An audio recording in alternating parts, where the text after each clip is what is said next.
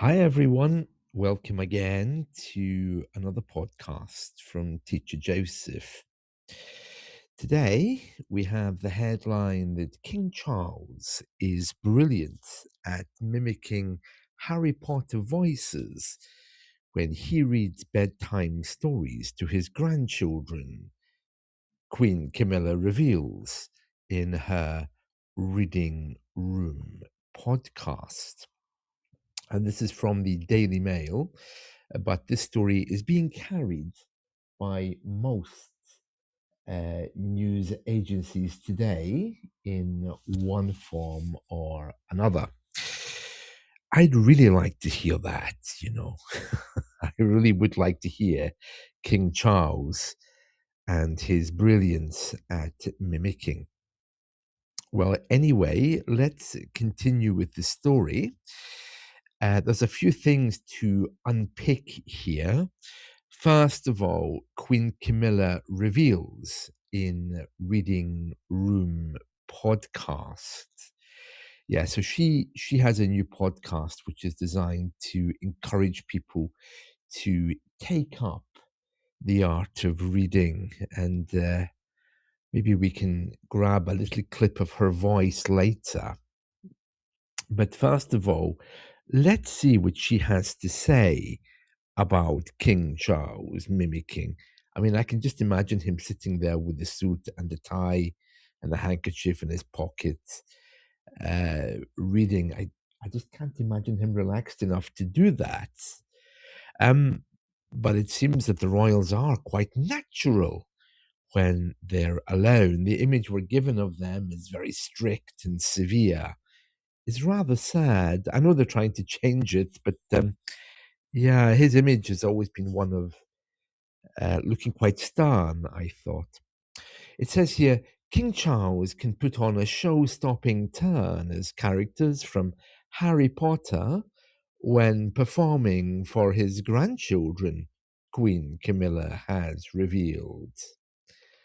And a show-stopping turn means it's so good that the act, his turn, was so good that the whole show stopped. That's the idea of a show-stopping turn. The monarch, and he's on our currency, of course. He's on all of our coins. It says here, who shared the 50p coin with Wizard Albus Dumbledore. So, yeah, the Bank of England, I think, did a series of coins, as they often do. The monarch on one side, something on the other. So it's saying here he actually shared a coin with Dumbledore last year, and that he can do a brilliant impersonation of the characters from the beloved children's series, his wife has said. Yeah, that's not going to be released anytime soon, but I would like to hear that, yes. The Queen revealed her husband's talent for mimicry on her new podcast, The Queen's Reading Room, last week, making her the second royal to move into online programming after Meghan Markle's now cancelled Archetypes show. Oh, really? The second royal, huh? I thought Prince Andrew's wife, Sarah Ferguson, was all over the media. Wasn't she doing a chat show at one point? Oh, I suppose it wasn't online, I guess. Yeah, they're trying to modernize, aren't they? It says here on the opening episode of the new podcast, in which she largely played second fiddle. That means that she played a supporting character to somebody. It means there was somebody there more famous than her or had more airtime than her. If you play second fiddle to someone, you become second, not the main source of attention. It says here, Her Majesty revealed she loves reading the books by J.K. Rowling to her 5 grandchildren. That's a bit controversial. J.K. Rowling, of course, being a critic of trans people. It says here, after staying silent for most of the show, Camilla said, I can't mimic voices for love nor money. Yeah, that's another very normal English idiom. For love nor money, it means I can't do something no matter how hard I try. She says, I'm completely hopeless at it, but my husband, he does it brilliantly. He can do all the voices. Oh, really? I just can't imagine. I mean, look at him there. Can you imagine him impersonating Harry Potter? No. Well, if she says he's good at it, maybe it's true. Although she looks more like Anna-Fried from ABBA, doesn't she? I've always thought that, but they're all Germanic, aren't they? So that's probably why. Anna-Fried's father was from Germany. I don't remember, but I remember there's a connection. But could you pass a cucumber sandwich? That's the most I can imagine him saying. Um, yeah, let's see. So these are the pictures. There he is again, pointing. Oh no, no. Um, oh, there's more. Yeah, these are more stories. Yeah, Camilla has been open in the past about how good Charles is with all 10 of his grandchildren. 10? Oh, really? 10 grandchildren, huh? I suppose my grandmother, she had 6, I guess. My great great grandparents, they had an uncountable number. I mean, they had what, 10 kids who had 10 kids each. My goodness me. That's 100 grandkids, no? Or is my mathematics awful? Okay, so it says here 10 of its grandchildren, which includes 5 by her children, Tom and Lola, and her brother Freddie, plus Laura's Eliza, Gus, and Louise. I don't know who they are. Oh yeah, of course. She had a son before she married Charles, didn't she? Yeah, that's her step grandchildren. Yeah, it says here, yeah, the royals are her step grandchildren, I want to say. In an interview for Prince, Son and Heir, Charles at 70 in 2018, Camilla said he will get down on his knees and crawl about with them for hours. Yeah, making funny noises and laughing. And my grandchildren adore him, absolutely adore him. Yeah, they said the same about Prince Philip, didn't they? He could be quite normal when provoked. I think it's just the image we're given of them that isn't, well, it isn't this. He reads Harry Potter and he can do all the different voices. And I think children really appreciate that. A year earlier, she claimed her husband's performances left the grandchildren spellbound. Well, it's leaving me a bit shocked. Not spellbound, but shocked. It says here, when talking about the books she enjoys reading to her grandchildren in the new podcast, Camilla said, I think the one I enjoyed reading more than anything else was Harry Potter. Oh, I can't imagine her sitting there with the crown and the gown reading Harry Potter. I suppose, and they're having the days when they're not doing anything, they just put their feet up, same as the rest of us. And then she says again, I can't mimic voices for love nor money. We'll just move down a little bit. A source told the Times that there was a conscious decision not to turn the podcast, which follows the success of her Queen's Reading Room book club set up during the pandemic, into the Camilla Show. Oh dear. Right. Um, yeah, reading room is a very old English term meaning library, and they still use that in American English more frequently than in Britain. Future guests on the 8-episode series will also include Dame Joanna Lumley, author Elif Shafik, comedian and writer David Badiel, with the Queen expected to appear fleetingly in each one. Fleetingly, yeah. Yeah, that means that she won't be the center of attention. It had already been downloaded in more than 120 countries, with 60% of its audience coming from abroad. Yeah, well, they like her. Look at the faces; they just look so severe. Um, I mean, I'm sure they're very nice people. It's just over the years, the image painted hasn't been pleasant. Oh, there she is. Look, there's Camilla. Is that her hair or the hat? I'm not sure.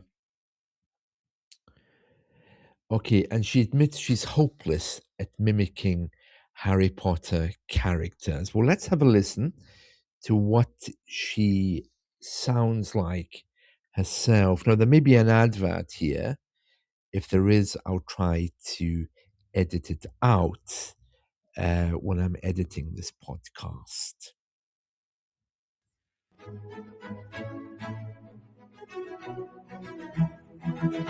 I think the one I enjoyed reading more than anything else was Harry Potter. All the stories, and I can't mimic voices for love or money. I'm completely hopeless at it. I was a really bad actor at school, and I've never been able to master the art of mimicry. But my husband, he does it really. He can do all the voices. Of course. Right, that was our Queen, Her Royal Highness Queen Camilla, telling us that her husband, there he is there, Charles, he is very good at mimicking Harry Potter. I really, really need to hear that, really. I hope they let us hear that at some point. It says here King Charles is seen playing with his then newborn grandson, Prince Louis. I think it's Louis in English. I don't think they use the S, Louis. I could be wrong. In TV program Prince, Son and Heir. Oh, there he is again. Oh, doesn't he look like the one we were talking about the other day, Edward VIII in this picture? There they are in the garden, look. Oh, I don't see any of them slaving over those plants. I suppose they have people they employ for that. The remarks gave listeners an insight into the seemingly idyllic home life that Charles and Camilla have, and the importance Her Majesty places on family. 3 of her grandsons played roles at Charles's coronation, while the Queen was also able to spend time with her own family, away from the traditional Sandringham gathering of royals over Christmas. It comes after a BBC documentary offered people a behind-the-scenes look at the royal family during Charles III's year of coronation. Yeah, they are experts at reinventing themselves, aren't they? They're trying to give a more natural and nice image for today's generation. The Queen was trying that in the years before her death as well. In the film, the Queen's sister, Margaret, said the couple are yin and yang, but make an utterly formidable team. Oh, really? The Queen's sister. Oh, no, that'll be Camilla's sister, the new Queen's sister. I'm still thinking back to the old Queen, of course. I didn't know she had a sister, Camilla. In the film, the Queen's sister said the couple are yin and yang, but make an utterly formidable team. Yin and yang. Yeah. For those of you who are British and remember Channel 4, I would say they're probably more like Zig and Zag, those puppets that used to do the early morning TV show. Annabelle, oh, is that the sister, is it? Annabelle Elliot described her sister as the King of Rock, while Camilla's close friend, Lady Lansdowne, said the fact that the couple had to fight to be together had only strengthened their unshakable bond. Yeah, see, at the reporting of the time when they got together, you know, the reporting in the media at that time was not particularly positive.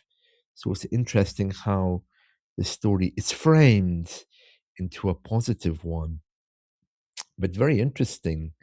I suppose that would, you know, keep you closer together if you had to fight to be together. And maybe that's how some people are feeling today when they marry people from overseas, because it's very hard, of course, to get your partner into the country these days. Right, and speaking publicly for the first time about the King and Queen's long relationship, Princess Anne, not known for her emotional effusiveness, gave her sister-in-law the royal seal of approval.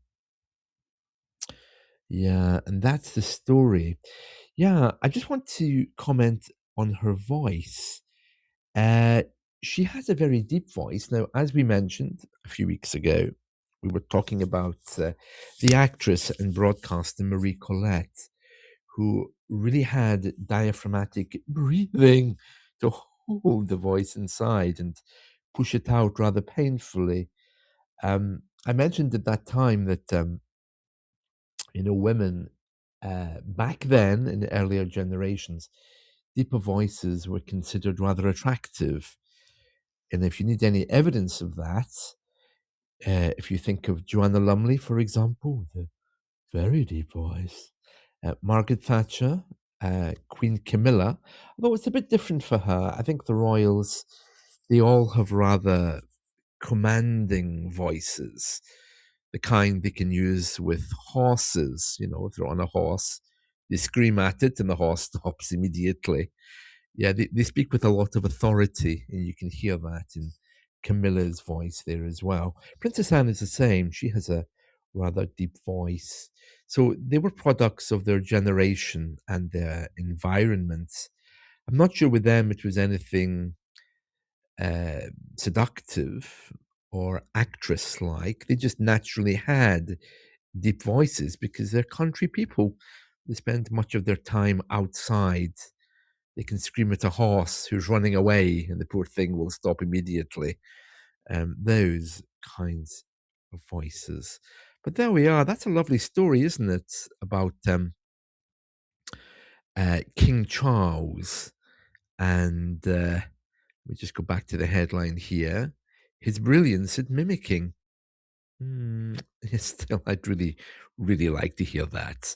I can imagine him asking for a cucumber sandwich, but I can't imagine him imitating any of the Harry Potter characters. But it does show again, though, that they are actually normal when they are able to portray that. Right, and there we are. I hope you've enjoyed this podcast all about King Charles and his dear wife, our Queen Camilla. I keep forgetting that she's queen now because I always think back to our old queen when I hear the word queen. But yes, do have a listen to her new Reading Room podcast. Sounds very grandioso, doesn't it? But I'm sure it's very good, especially if you like the Royals. All right, so that's it from me. See you again soon. Bye.